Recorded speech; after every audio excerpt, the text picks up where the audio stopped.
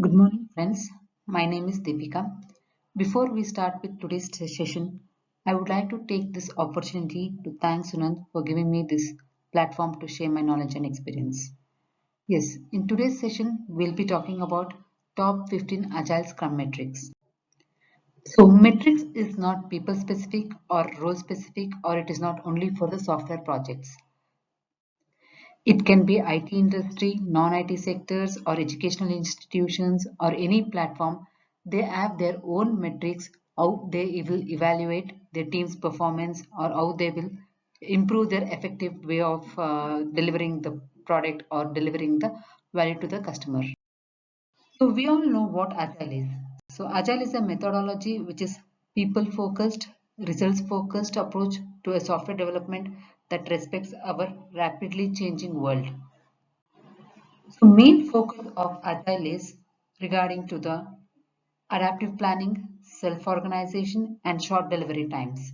It is flexible, fast, and aims for the continuous improvement in terms of quality using tools like Scrum, kanban, extreme programming, etc.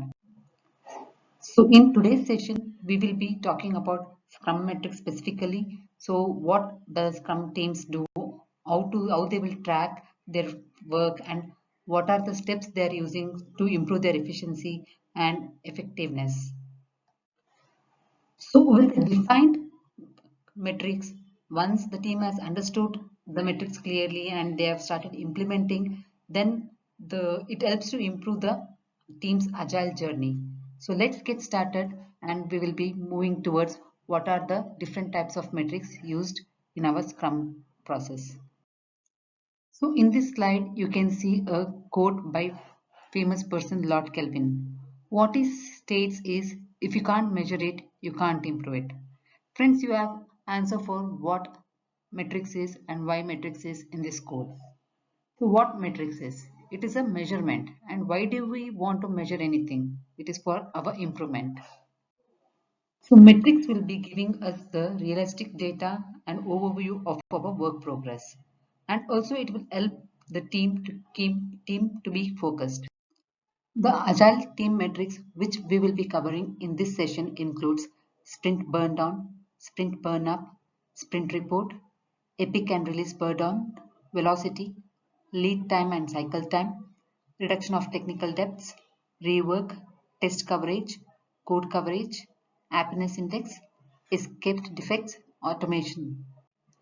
Let's get started with the metrics in the upcoming slides. Friends, let's get started with the metrics in the following slides. So the first metrics what we are discussing is sprint burn down chart. Purpose of this metrics is to track the progress time on completing the task within a sprint. So in simple layman terms, I can tell burn down chart is a graphical representation of the information. So the horizontal axis of the sprint burn down chart represents the days within a sprint, whereas the vertical axis represents the remaining estimated effort hours. In Scrum, this matrix helps to find whether the different tasks or issues are able to complete within that particular sprint. Time and remaining work are the two parameters of this metric. In general, I can tell a sprint burn down chart will depict how your team is meeting the desired sprint results in terms of the completed works. Now we know the purpose of sprint burn down chart. Let's see who all refers to this chart and when is the frequency, how frequently this chart will be referred. This chart should at least be referred once a day, and anyone from the Scrum team can use this chart to keep track of the progress of their work. Lifetime for this chart starts when the sprint starts and ends when the sprint ends. I can summarize as burn down chart is a tool or technique which is a simple way to understand the trend in order to inspect and adapt. As discussed, on x-axis we have the sprint days, that is the sprint duration, whether it is a 2-week sprint or 3-week sprint. Based on that, number of days can be mapped or aligned on the x-axis. Whereas on y-axis we can have story points as a measurement unit or else the issues or the original estimated hours. So I will pick an example how the burn down chart gets generated with respect to the hours, and we will see in upcoming slides with respect to the story points. During our sprint planning meeting, we have set up the sprint goals, and also we have the respective sprint backlog. What are the user stories which we will be working in that particular sprint. Along with that, we will have the capacity planning done, and we will know what is the capacity for that particular sprint. So in general, in your team, there are 5 team members. So imagine that you have committed for up to 10 or 15 user stories, and you have the estimated capacity for that 2 weeks sprint is as 110 hours. So the sprint start date, either few organizations they start on Mondays and end on Friday, but it depends on how you plan your sprint. In my example, I'm picking the 2 week duration sprint, and number of days will be 10 days, and that will be plotted on my x-axis. Total capacity hours is around 110 as per the meeting conducted. That is plotted against the y-axis in my graph. So 110 capacity hours divided by the number of sprint days, that is 10 days, is equal to 11. So in case if I am picking up this as an example, 110 divided by 10, that is the 11 hours, will be the burning hours of my team on day wise. With respect to the given graph here, if I say the project XYZ iteration burn down, and if we see the trend line that is in blue color, it will try to connect the 2 points, that is the start point and the end point, where the team's total capacity at the start of the sprint and the remaining zero work at the end of the sprint. This chart should be updated every day to exhibit the total estimated effort remaining across all the uncompleted tasks. So what all can be analyzed from this sprint burn down chart is the first one, total estimate of the efforts in hours in a sprint, which is the calculation of total work in hours for the user stories and other work items which the team is committed to complete. Second is total amount of effort remaining in a sprint, which means every day the team will burn out some effort, and hence which this graph got its name, that is burn down chart. Third thing, what we can depict from this chart is total number of working days in a sprint. That is, this graph is essential for a team to estimate and thoroughly work on the committed work every day. Along with this, we can also capture the ideal effort and the real effort of the team. This line varies from day to day and team to team, as it is completely depending on the effort remaining every day. As I said, for example, if more items are added once the sprint started, this appears as an upward spike. Similarly, if the line comes down on the finishing, it says that tasks are completing on every day, daily. In the upcoming slides, we will be talking about few anti-patterns of the burn down charts and also the benefits of the burn down charts. Friends, burn down charts have become popular to provide team members as well as the stakeholders with an easy way to understand the status, whether the sprint goal can be accomplished within the duration or not. In our session, we will be following with a few anti-patterns what can be depicted from the burn down charts. That is late acceptance, slow progress, early finish, and scope increase. Just by looking the shape of the graph, we can't predict whether the team is progressing good or bad.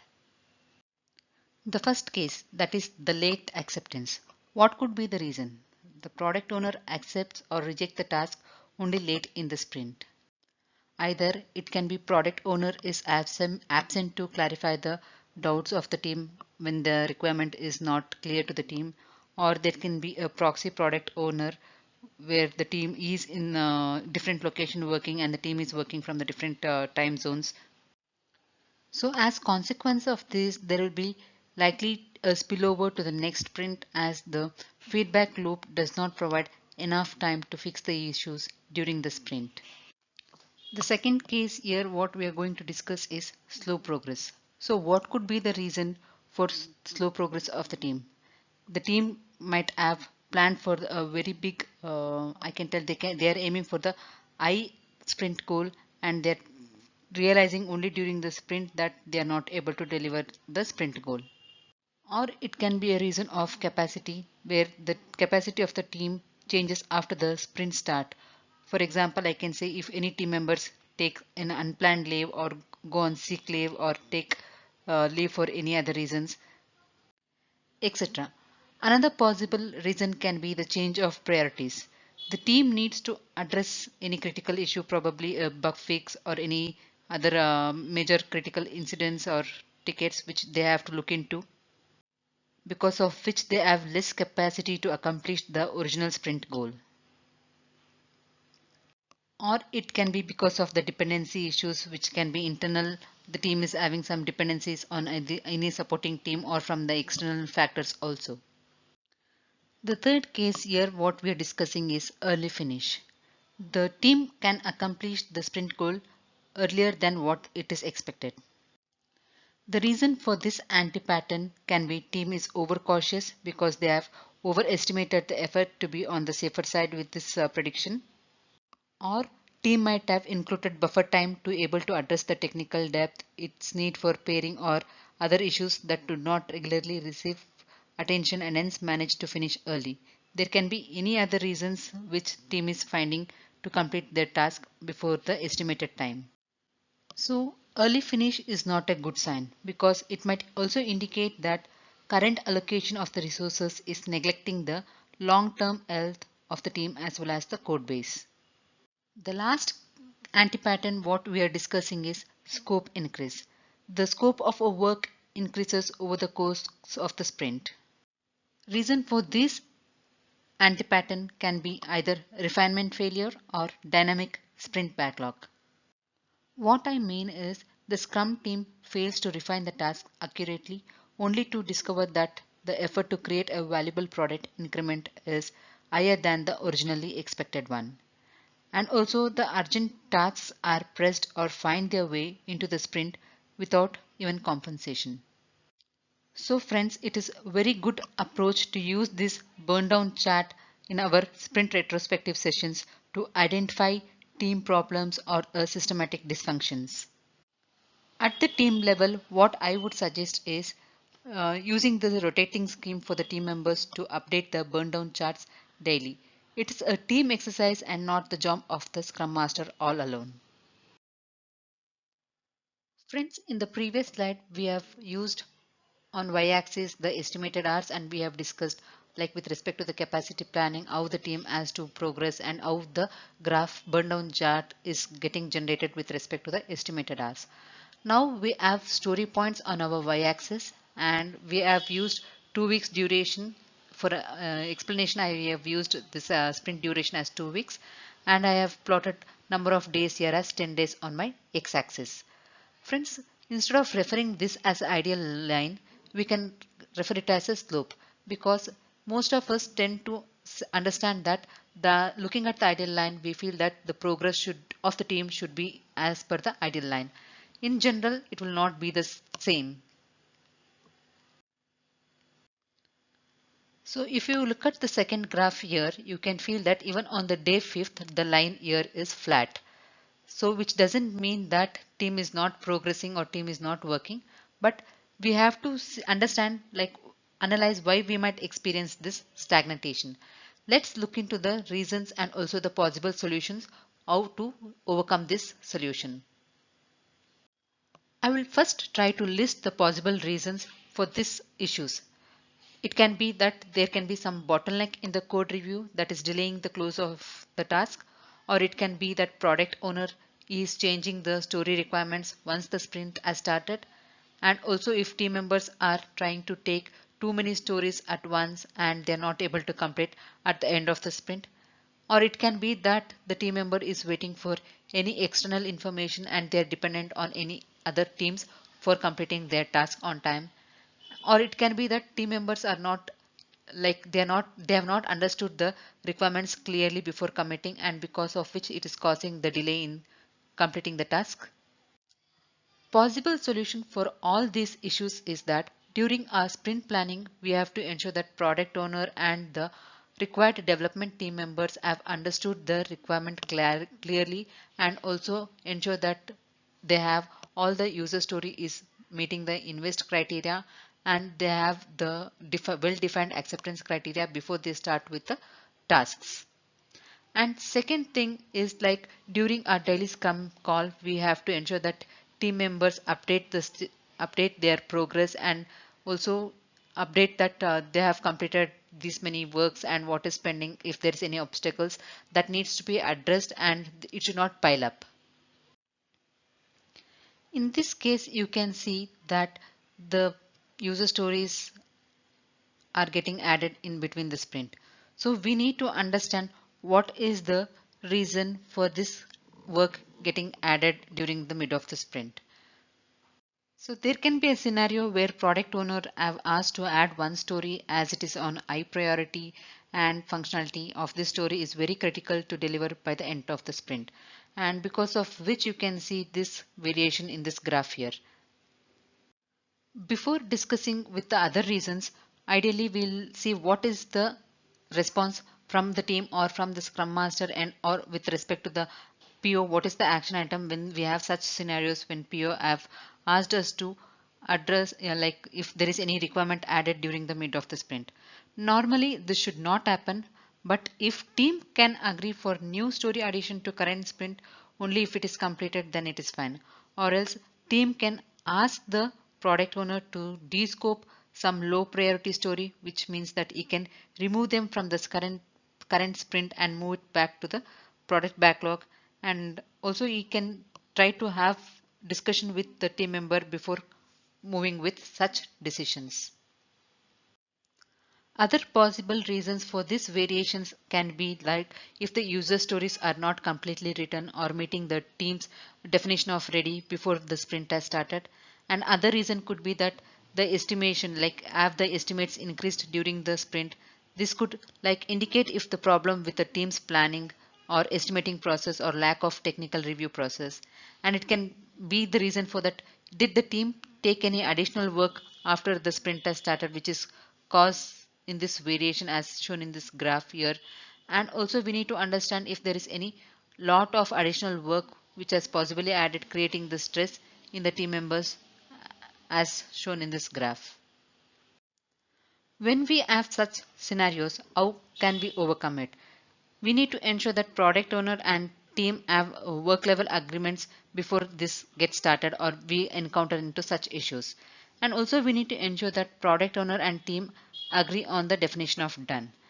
And it is also responsible for us to check in with the teams, how are they doing and do they feel comfortable saying no to the additional work, or are they okay to commit for any new requirements or new changes when any issues are added or removed from the current sprint. So we have already discussed about the early finish pattern in our previous slide. So we need to understand why we are able to work, why the works are getting done sooner than the expected. I have already discussed the possible reasons, but adding to those points, I will also add few more insights what I feel from my point of view.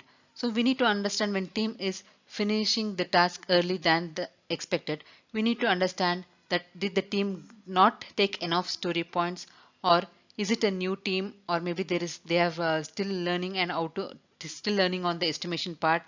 And if the team forget to review the capacity and velocity before starting the sprint, and it can be the reason that where some of the stories worked on in an earlier sprint giving the team a head start. And it can also appear right if the team took an additional work on day in the middle of the sprint to but did not finish those tasks. And it can be the reason where the some of the stories worked on in an earlier sprint giving them the clarity on it where they are standing now. Our team might have estimated the stories at the higher level of complexity than they are truly supposed to be, which is causing the stories to get completed much earlier than expected.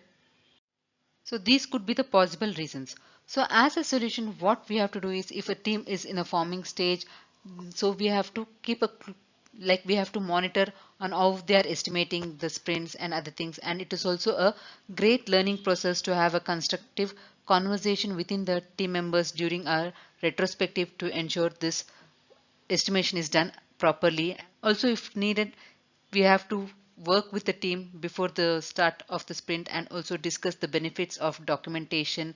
And in this case, like taking an extra work may also be appropriate as long as the product owner maintains the realistic expectations. So friends, as I said before, just by looking at the shape of the graph, don't come to conclusion whether team is doing good or bad. But if we have to understand the scenario and also look into the anti-patterns, what we have discussed now, and ensure how the team is progressing. So we have to appreciate or recognize the team whenever they have completed their work and met the sprint goals. So these are the some benefits of the burn down chart, that is effective communication, risk reduction, planning and tracking, motivating the team members, decision making. Friends, while using the sprint burn down chart, how can the team members get motivated is the concern. So it helps to motivate the team at an individual level by offering a good vision for decision making and also like task tracking activities which enable the team to identify if there is any impediments at the initial or the early stage. So team members can adapt to changes easily with the help of this burn down chart at an early stage when the sprint starts. So when the team updates their efforts or capturing the efforts on daily basis, it is a great advantage using this sprint burn down chart because it will help you to for the perfect planning and also to track the progress of the team efficiently. When I say risk reduction, this chart helps to provide the feedback on schedule and effort on a daily basis by reducing the risks, and also it will alert the team to instantly if anything is going wrong or are we in the right path or not instead of waiting till the end of the sprint. And also team, it will help to for the effective communication within the team. Sprint burndown chart will provide the visibility of the progress of each project each day. It can be represented physically using the chart paper whiteboard for better communication if in case we are not able to access the online tool. So in Jira under report section, if you go, you will be able to find these metrics, that is the sprint burn down chart, sprint burn up and other charts which is available in the Jira tool. So friends, I would recommend you to have a Atlassian account created so that you will be able to view or analyze the metrics in a better way. We will now move to the next slide, next metric, that is sprint burn up chart. Purpose of this chart is to track the functionality versus the user story points. In the burn-up chart, you start at the bottom left corner where X and Y axis meet. You then begin to track the time on X axis and track the progress on Y axis, moving in upward diagonal direction as you complete the user story points. The goal should be by the end of the sprint to be at the right top corner of the chart with all the user story points completed. Friends, burn-up charts are particularly useful for showing the total scope of a release and how the sprint impacted the larger release goal. In the burn-down chart, it used to show what is spending and how much is spending. But in burn-up charts, it is useful for showing the total scope of a release and how the sprint impact the release goal. Along with that, it also represents how many story points in the product backlog versus and how many we have completed till date. It shows like how much work remains in the project version or release. In simple terms, I can tell how much is added or accumulated so far is represented in the burn-up chart. So we will be seeing how to analyze the burn-up chart in the next slide. Friends, in this graph, you can see the number of days in the x-axis and the story points on the y-axis. So we have two lines here, one in blue and one in red. The blue line shows the amount of work that has been completed up until the current day. That is the project progress line representation. Whereas the red line indicates the total amount of work required to reach the objectives set for the sprint or the project. So as the name says, chart if you can see, chart is going upwards and the line trends to they meet, meaning the goals were reached by the team members. So using this chart, it is easy to estimate the work left to do by measuring the gap between the two lines of the chart, that is the actual and the planned progress. Burn-up charts can be especially useful when the scope of project is expanded at the request of your client or when any new features or services are added to the project. Using this chart, product owner or project manager can get the information such as it helps to make them review and make adjustment to the sprint, communicate easily with the client, project team, sponsors or any other stakeholders about the potential which is impacting on the project development, and it also helps to visualize the progress of the project in real time and assess the team velocity. So we'll see how to generate this burn up chart. First main thing we have to do is we have to define the scope of our project. So when I mean to say scope of our project, it means the list of tasks that we will need to be completed.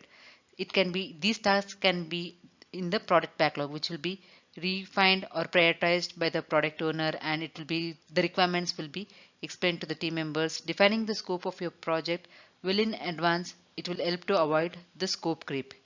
In other words, like if I have to tell, it stops adding the useless or the unnecessary features release after the planned release. After we have defined the scope for our project, it is important to estimate the duration for it.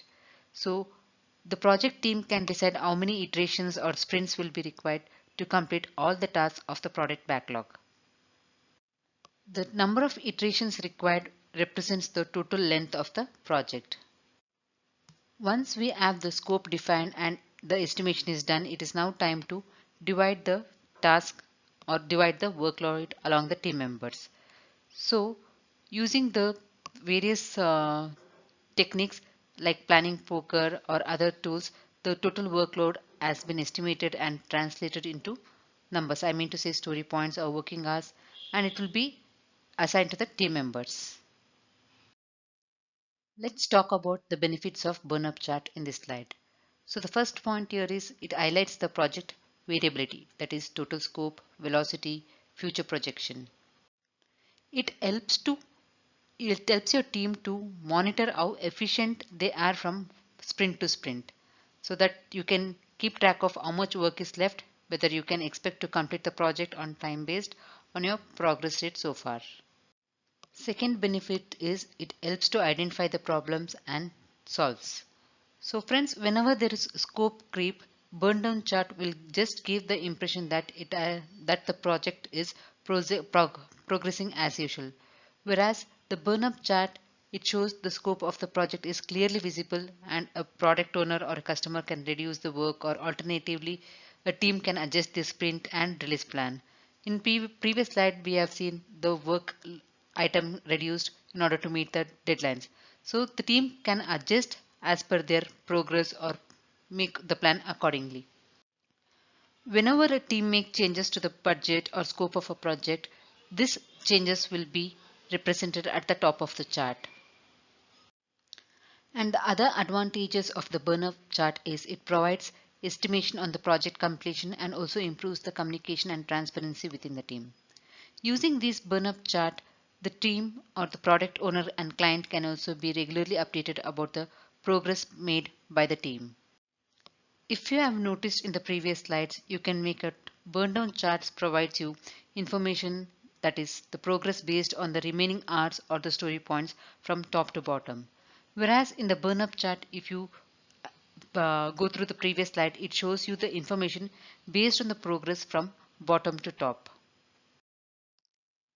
Friends, since now we have covered what is burn up chart, burn down chart, and how we can analyze or how it is read, what does it depicts, and what is the benefits of both the charts, let's now see what is the difference between the burn down and burn up chart. Both the charts, we know they are used to track and communicate the progress of the project. However, the burn down chart shows how much work is remaining to be done in the project, whereas the burn up chart shows how much work has been completed and the total amount of work. Also friends, as discussed in previous slide, In the burndown chart, if there is any scope change, I mean to say when there is any work added or removed from the project, it is not easily depicted in the burn down chart. Whereas in the burn up chart, it tracks the completed work as well as the total work with the differentiation in the lines, that is the idle line and the planned line. The next metrics what we are discussing in our session is velocity. So we all know what velocity is. It is the number of story points burned in a sprint. It is either measured in the story points or hours. Using this metric, product owner will predict how quickly a team can progress or work through the backlog because this report tracks the forecasted and the completed work over the iterations. Let's say, for example, owner wants to complete 300 story points in the product backlog. And he knows that development team can complete about 30 story points per iteration. So using the velocity as a measurement, product owner can assume that team will need 10 more iterations to complete that required work. It is important to monitor how velocity evolves over the time. New teams can expect to see an increase in the velocity as the team optimizes the relationships and the work process, whereas the existing teams can track their velocity to ensure consistent performance over the time and can perform that particular process change made or improvements or not. A decrease in the average velocity is usually a sign that some part of the team's development process has become inefficient and should be brought up at the next retrospective. The anti-pattern which you need to monitor for velocity is when velocity is erratic over the long period of time, you need to revisit the team's estimation practices, and also during the retrospective you need to ensure to ask team the following questions like, as the team are we able to break down our work into the some. Velocity is an indication of the average amount of product backlog turned into an increment of the product during the sprint. So along with the other inputs like the team capacity, prior commitments, velocity helps the development team to decide how many product backlog items they may forecast for the current sprint.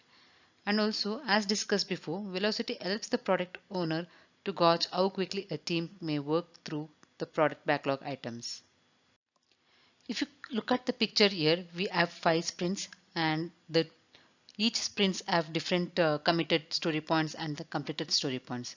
So in the first sprints, if you can see, the team has committed with the 10 story points, but they were able to complete the 8 story points. So that 8 story points will say it is the velocity of that particular sprint one. This metric should be used by Scrum team, not only the product owner and the development team, but all Scrum team should use these to understand their progress, their strengths, and how they can improve sprint over sprint to become better. We will now see what are the benefits of this velocity. So we know it is used to estimate the development time. The sprint velocity can be used to predict when the agile team will be able to ship out the final product. For example, if you know how much work a team can finish during each sprint, you will know how many sprints the entire project will take. The another benefit of this velocity metrics is to identify the team potential. As a development team use these metrics to determine if they can become more efficient over the sprint lifecycle. If the team velocity consistently increases after every sprint, it shows that they are learning quickly. Increasing velocity also indicates that they are ready to handle more complex tasks. It also helps to make prediction of the project completion. As discussed before, velocity will help you to understand how long it will take your team to complete the product backlog. Using these metrics, we can highlight the issues before they become problems. I mean to say, with respect to any process change you have made, you can measure whether you are improving their productivities or not. Friends, is velocity a good proxy for productivity? We all know what velocity is. It is an indication of the ability to turn the product backlog into the releasable functionality across the time or for a specific price. It is an option to measure the progress and not the value. As a Scrum Master product owner, We all want to increase the sprint velocity. That is our priority also. But however, if we can't assume that higher the velocity does not necessarily mean the productivity is more. We have seen certain teams and organizations equating velocity with productivity. But treating velocity as productivity leads to unproductive team behaviors. Velocity is just an internal measure for a team. It is just as a capacity estimate for that given team at that given point of time. So if you know your velocity, you will have an idea about how much value you have delivered until now in terms of story points and the done user stories. And also you will be able to deliver all the user stories in the product backlog. This can be predicted with the help of the velocity, along with which how many user story points will you able to deliver by the certain date. The problem with velocity is that not understanding it properly and treating it as a general indicator of productivity. Velocity is a gauge, not a control knob. You can just turn up the velocity and you can break the gauge by trying. There is nothing like good or bad velocity. If it is being used to measure anything else beside forecasting, then we are using a wrong metric for the wrong purpose. The unit to measure it and the decision to measure it or not should be left to the Scrum team, which is self-organizing and capable of making its decisions. Velocity provides insight how team is doing, but don't use the velocity data to measure the productivity. Velocity metrics has its own purpose and value, but most of the time leaders misuse this metric and use it for the purpose that is not meant for. So this metric should not be used to compare the teams, estimate the delivery dates, and evaluate the performance of the team. For example, I have two teams, Team A and Team B, who have similar skill set. Does it mean their velocities are same? No.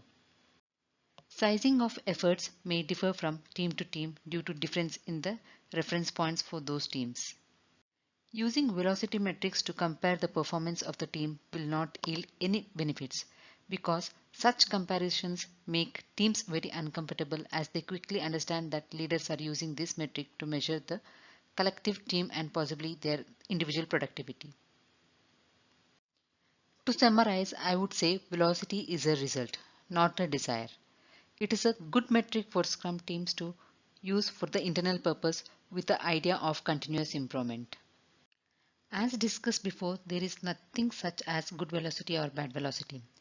But in case if we are using velocity metrics to compare the team performance, then this metric can turn from good to bad than to ugly.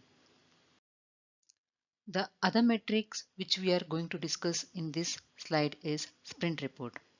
This represents the work completed or pushed back to the backlog in each sprint, along with which it helps to track the mid-sprint progress and to identify if team is overcommitting or there is any excess scope creep. Sprint report shows the list of issues in each sprint. It is useful for sprint retrospective meetings and also for mid-sprint progress checks. So this report can be viewed in Jira tool under the project section which you are viewing. So if you navigate to the report section and select the sprint report, you can view this report. This matrix is also board specific like sprint burn down and burn up chart.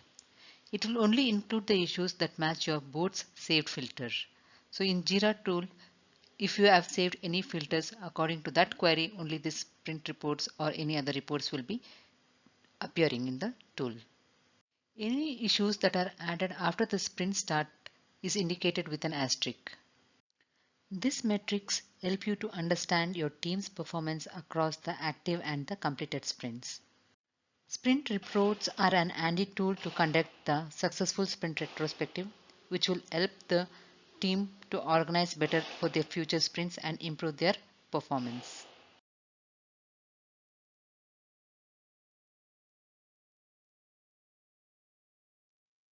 In this slide, we will be talking about epic burndown metric.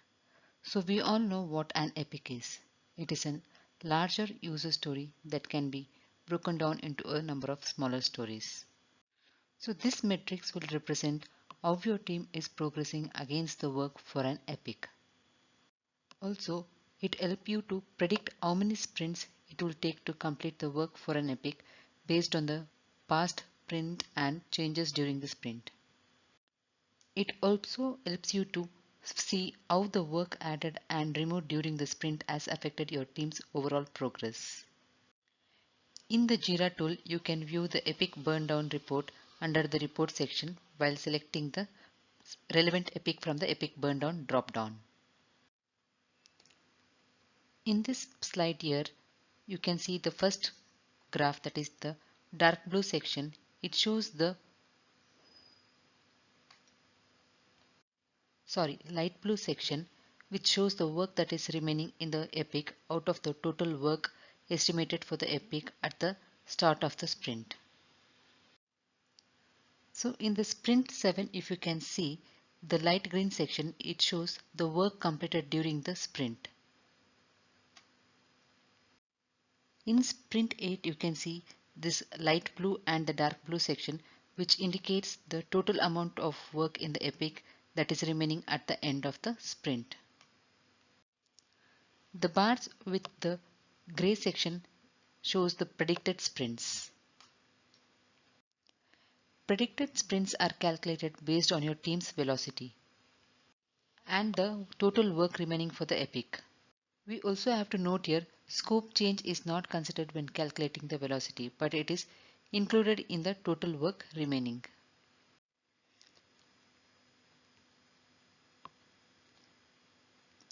Based on the three sprints, that is sprint 8, sprint 9 and sprint 10, the 7 story points were completed in these three sprints.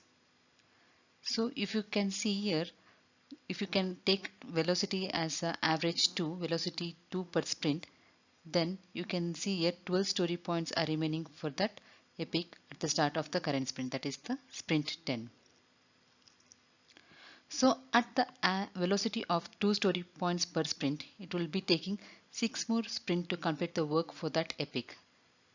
1, 2, 3, 4, 5, 6.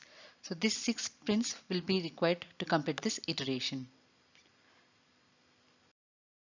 In the previous slide, epic burn down, you were able to capture the team's progress against the work for the particular epic. Whereas in the release burn down, now you can see how your team is progressing against the work for a release. You need to take a note here, that is in Jira tool there is no release entity, but a version is equivalent to release. Hence the term version will be used instead of release. A release burn down chart provides an overview of the release progress by plotting the remaining workload. The sprints are plotted on the x-axis and the remaining efforts on the y-axis. The effort can be measured in hours, days, or story points. As a Scrum Master, it is our responsibility to update the release burndown chart with the actual progress at the end of each sprint before the next sprint starts.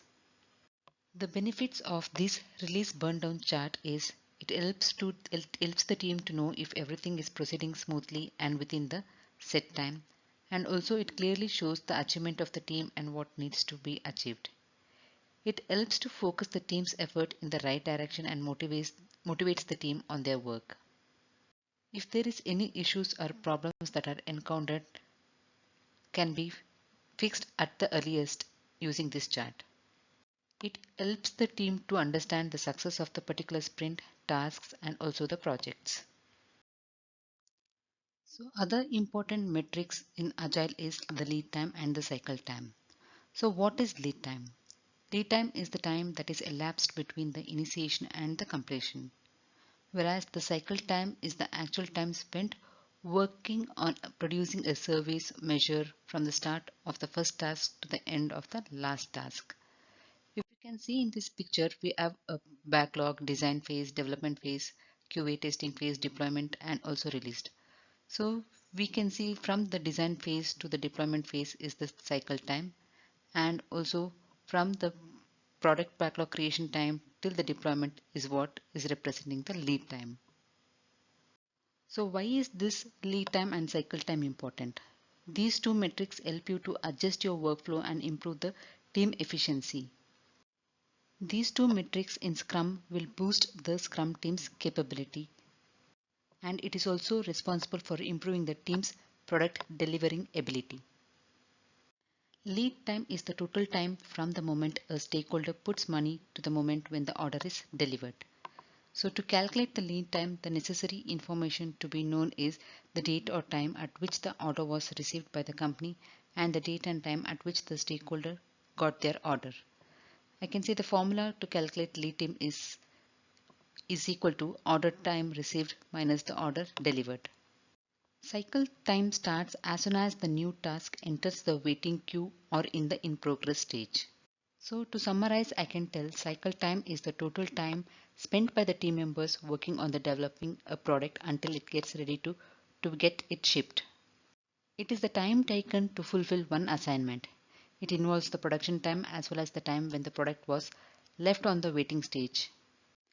So now we will see what is the benefit of the lead and the cycle time. By keeping a check on the lead time, a company can earn an upper hand over its competitor. Because measuring lead time improves the productivity, it will automatically enhance the customer satisfaction. Reduced lead time will save the cost and maintain the working capital. Because customer wants products quickly and without putting enough effort, measuring the lead time will meet their needs. So the reduced cycle time will increase the productivity of the team and also the return on investment. So the common advantage of both the lead time and cycle time is that customer satisfaction, because delivery of products will be quick, the customers will be satisfied with your service. Another important benefit of the cycle time is that it improves the understanding and handling of the corporate cost structure. A reduced or lower cycle time gives the companies creative solutions and early release dates. In this slide, we will be talking about technical depth ratio. So we all know what happens when a monetary debt is taken and it is not cleared on time. So it accumulates the interest. Likewise, when team is trying to take a shortcut when designing or implementing a feature to accelerate time to market to meet some deadlines or the target, they end up landing in the technical depths. So measuring this technical depth ratio is one of the metrics. So we will be seeing what it is and why it matters in our upcoming slides. So what is technical depth ratio? It helps to compare the effort of fixing a bad code base with the effort to build it from the scratch. It essentially indicates how much interest the technical depth has occurred. Why does it matter? Because if we have high technical depth ratio, it indicates that you have lot of technical depth, which is bad enough by itself. It also suggests that fixing the code base might not be worthwhile in the first place. If the technical depth ratio is low, it means that developers will be able to spend their time mostly on delivering the new features. We use this metric to avoid the waste and ensure that frequently we deliver the working software to the customer, and time spent of paying off this technical depth is not the time spent creating the new functionality.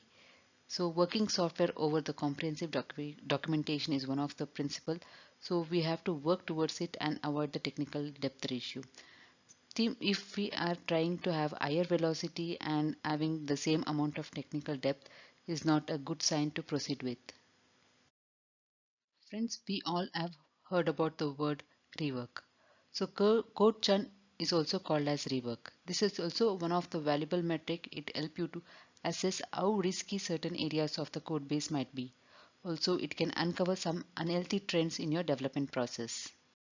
So what is rework, friends? So rework or code churn means how often a given software artifact, it can be a class, function, etc., is changed after it's first written. The higher the number of edits, the higher of the rework. So why does it matters? Knowing how much code churn or rework you have can help you to discover the issues in your code base and development process. For instance, high rework rate might indicate that developers aren't receiving a clear requirement before implementing the features, which is a communication and the process problem. It might indicate design or architectural issues in your app, which makes it more likely that developers will not will introduce defects that need fixing afterwards. Also, frequently editing the code is more likely to have a defects introduced due to the sheer probabilities. Thus, you can use your rework rate to assess the likelihood that the certain area of the code is defective, which can be useful in strategies like risk-based testing. So why is this metric important, friends? One of the Agile Manifesto principles, simplicity, the art of maximizing the amount of work not done, is essential. Keeping a low rework value is totally compatible with this principle since it avoids the waste and rework is reduced. These slides talk about test coverage and code coverage metrics. We have formula for calculating these units, the metrics. Test coverage is calculated by the executed test cases over the total test cases. And how you calculate code coverage is the number of lines of the code executed over the total number of lines in the code. Code coverage is a measure used to describe the degree to which code is exercised by your test. So for this we use tools and make them part of CI/CD process. Code coverage does not tell you anything about the quality of the test being run, and therefore that code that is covered by the test automatically has the high quality. Keeping track of code coverage can help you to get a partial answer about whether or not your test is enough. Measuring code coverage can also help in increasing the software quality by identifying the untested parts of your application. Our main goal is to increase the quality of the software in an effective way. Test coverage provides a basic measure of risk to the agile teams. The more the test coverage achieved by the automation, the lower the chances of production defects in a release. The difference between code coverage and the test coverage is that code coverage is measured by the percentage of the code that is covered during the testing, whereas test coverage is measured by the features that are covered via tests. Test coverage, you can say, it is an indicator of the software quality and an essential part of the software maintenance. It helps in evaluating the effectiveness of testing by providing data on different coverage items.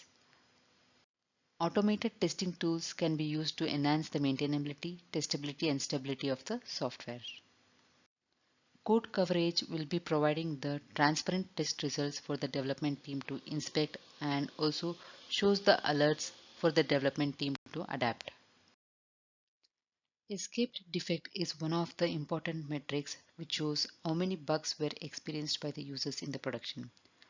It also helps to assess the quality of raw software, but the trend of escaped defects is a good signal of the product quality. Not every defect is a bug. So bug is nothing but a problem found in the production that prevents software from functioning as we encoded it. So how we deal with it is we have to document the undesirable behavior and we have to add this to the product backlog and prioritize in consultation with the product owner. If it is critical, we have to address it right away and it is understood. This will also display the other sprint work. So defect is nothing but a flaw found mid-sprint while testing the functionality that prevents a product backlog item from being released. So when this is encountered, how should we handle with it is we have to fix it immediately and we should know how to address them. So the one category of the defect is where faulty code leads to the undesirable behavior, and other category is where the code handles some but not all the possible conditions.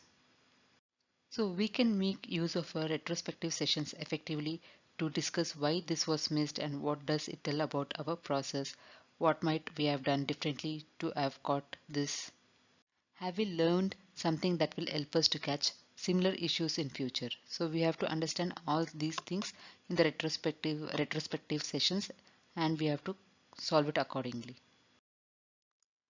Friends, understanding how happy we are in terms of project, process or with the people is very important to deal with.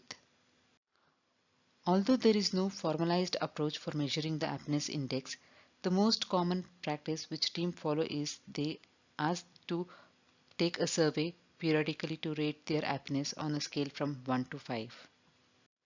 This provide one of as the input for our retrospective.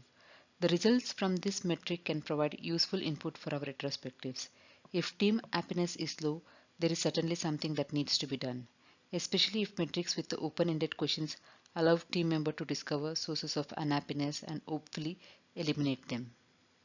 Happiness index is not task oriented and it is not the organization oriented or the team oriented.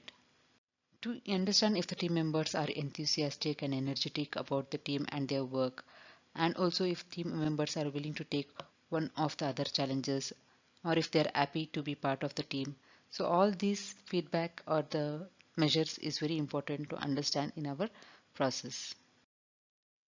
The in-sprint automation metric will help you to understand how close you are into the sprint automation.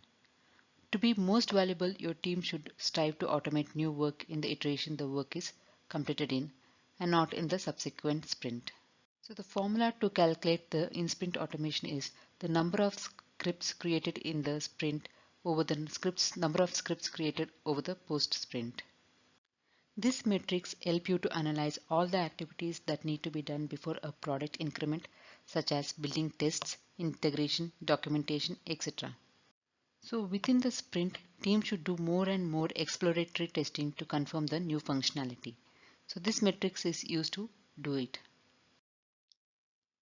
Friends, in our previous slides, we have seen what the test coverage is.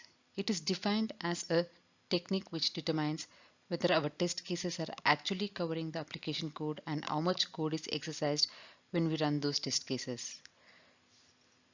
So in general, if there are 10 requirements and there are 100 test cases created for that, and if 90 tests are executed, then the test coverage is said to be as 90%. So here is the formula how you calculate for the automation test coverage. It is the number of automation test cases over the total number of test cases. So measuring this test coverage will help a team understand how much coverage their automation suite is providing versus how much manual testing is being done. You can track this on a component basis and then summarize the data to visualize it across an entire regression suite. Friends, we are in the last metric of this session. So that is automation stability. This metric will help you to understand how well your automation performs over the time. It's not uncommon for your scripts to be fail, especially UI scripts if something in the system changes and the automation is not updated prior to the execution. However, if over time if your tests are continuously failing, that is good indicator that your test may not be stable. So here is the formula how you calculate the automation stability. That is the number of failures over the number of executions. With this, we have come to an end of a session, that is, we have covered the top 15 agile metrics in Scrum. Thank you friends and thanks Anand for giving me this opportunity.